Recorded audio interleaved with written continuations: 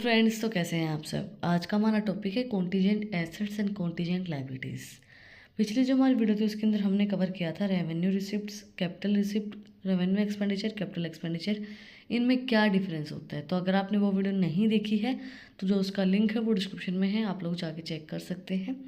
और I hope आपकी CA की प्रिपरेशन अच्छी चल रही होगी। सीए फाउंडेशन अभी हम इंट्रोडक्शन में ही हैं।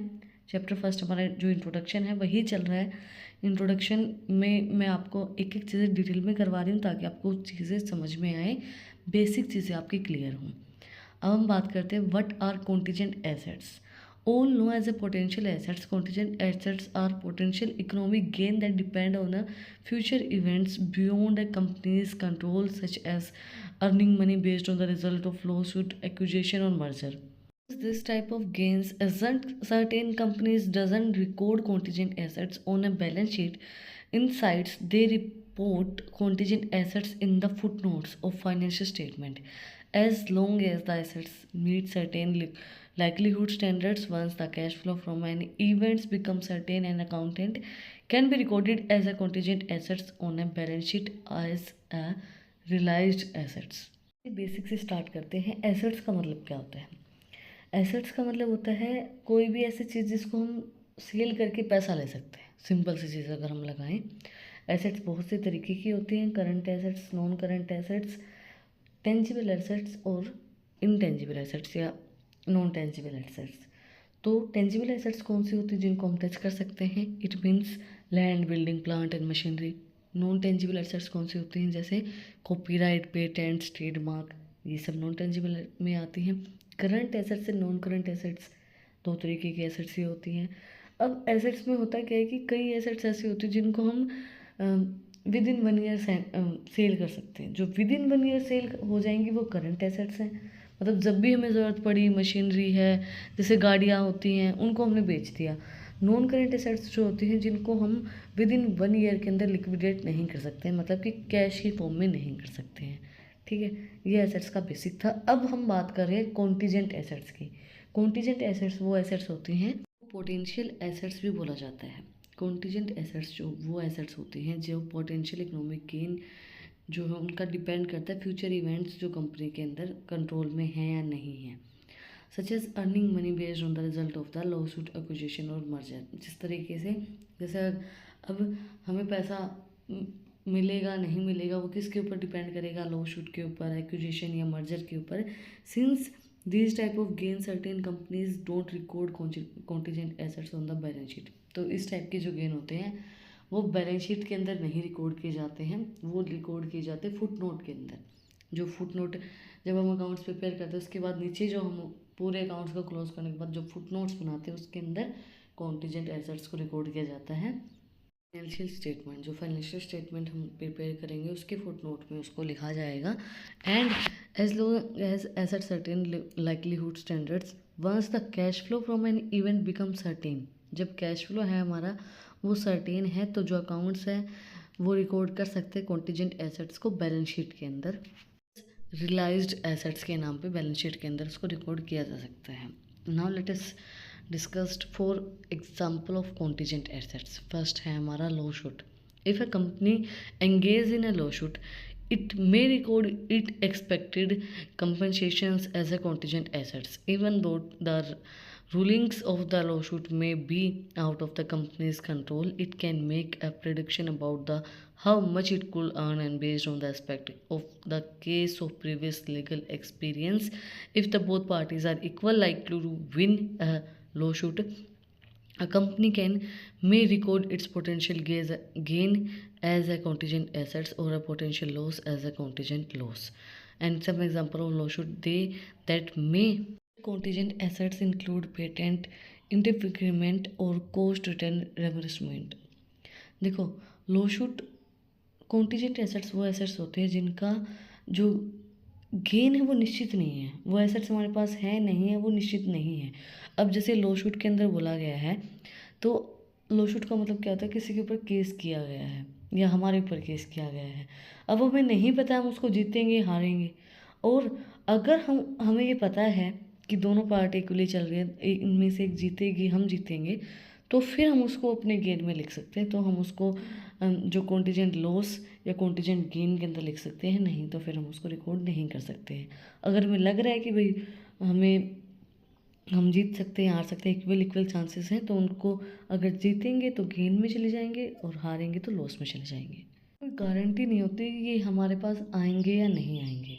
जैसे warranties, if a company expect to receive money through the use of warranty, it may record the gain as a contingent assets. A company might for example expect to receive a warranty from purchase of a party of material from a supplier. If a company provides its customer with a guarantee, it may record the payment of that guarantee as a contingent loss. देखो, अगर warranty मिलती है तो फिर हम उसको gain में लिख सकते हैं।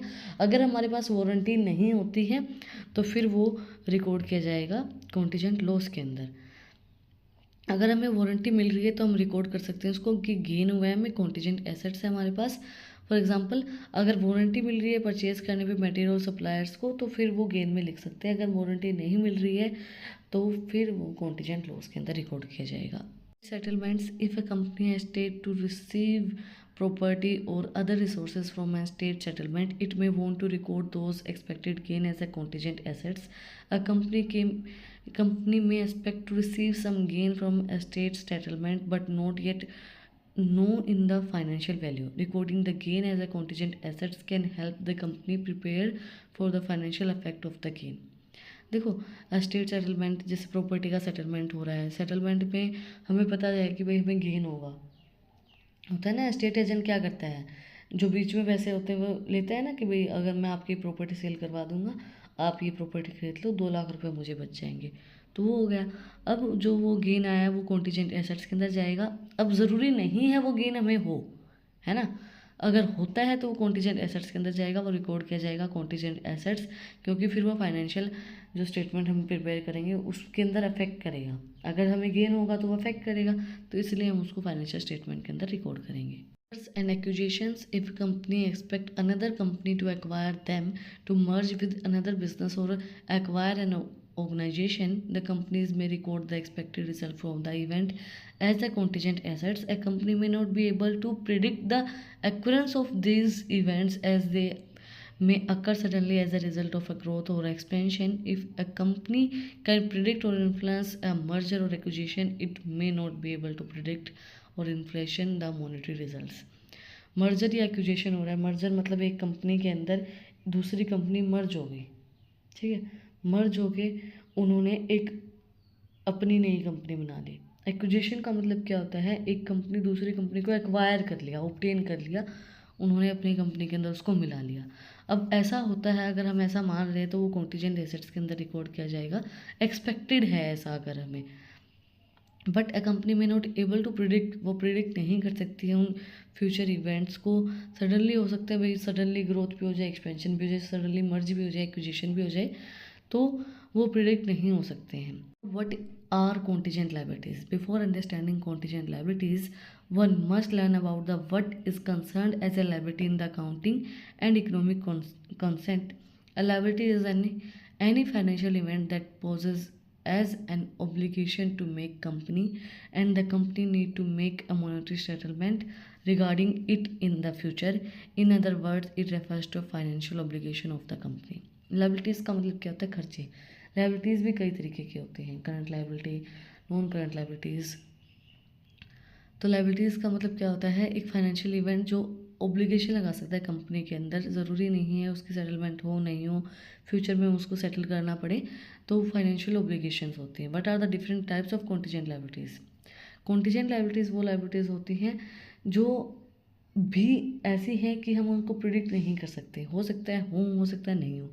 जैसे कि probably contingency, and contingent obligation that has 50% chance to occurring in the future in concern and probable contingency, and loss thus is realized and considered as a probable contingent liability। जैसे 50% chances होते हैं कि भाई हमें loss हो भी जाए नहीं भी हो जाए, हमारी लाइबिलिटी क्रिएट हो भी सकती नहीं भी हो सकती, तो वो प्रोबेबली लाइब कॉन्टीजेंसी के अंदर आता है कि भाई प्रोबेबिलिटी है 50% है, हो भी सकती है नहीं भी हो सकती है। Possible contingency, a possible contingency is when a liability meet or might not arise, but chances to occurrence are less likely than that a probable contingency. is that lower than 50%, therefore a possible contingency is usually not recorded in the book but rather maintained in the footnotes. Possibility contingency वो contingency होती हैं, वो liabilities होती हैं जिनका chances नहीं है होने का, मतलब 50% से भी कम है कि भाई नहीं हो सकती हैं, तो इसीलिए इनको फुटनोट के अंदर रिकॉर्ड किया जाता है कि भाई हो भी जाए नहीं भी हो जाए। तो इसलिए पॉसिबल जो कॉन्टीजेंसीज होती हैं वो यूजुअली नहीं रिकॉर्ड नहीं की जाती हैं बुक्स के अंदर, बट मेंशन की जाती है फुटनोट्स के अंदर कि भाई ये लाइबिलिटीज़ हमारी हैं, क्योंकि ज़रूरी नहीं है ये राइज हो, ज़रूरी नहीं है ये मतलब माइट और माइट नोट राइज, मतलब ये होती नहीं है ज़्यादातर, क्योंकि इनके चांसेस लेस देन 50% होते हैं होने के। Contingency, as the name suggests, and liability that has minimal chance of occurring is not possible under normal circumstances is known as remote contingency. As chances of such contingency translating to loss for a company are negligible, they are not recorded in the book of mention in the footnotes. Remote contingency वो होती है जिनके minimal chances होते हैं occurring के, मतलब not possible of normal circumstances. अगर normal जो सर्कमस्टांसेस है उनके अंदर पॉसिबिलिटी होती नहीं है कि ये होंगे, मतलब कोई चांसेस नहीं होते हैं, बहुत बहुत ये बोलते हैं ना कि 2% चांसेस हैं, हो भी सकते नहीं भी हो सकते हैं, ये चांसेस होते हैं, तो मिनिमल चांसेस होते हैं बिल्कुल। तो इसीलिए इनको फुट नोट्स के अंदर भी रिकॉर्ड नहीं किया जाता है क्योंकि इनके कोई चांसेस नहीं होते हैं अक्कर होने के।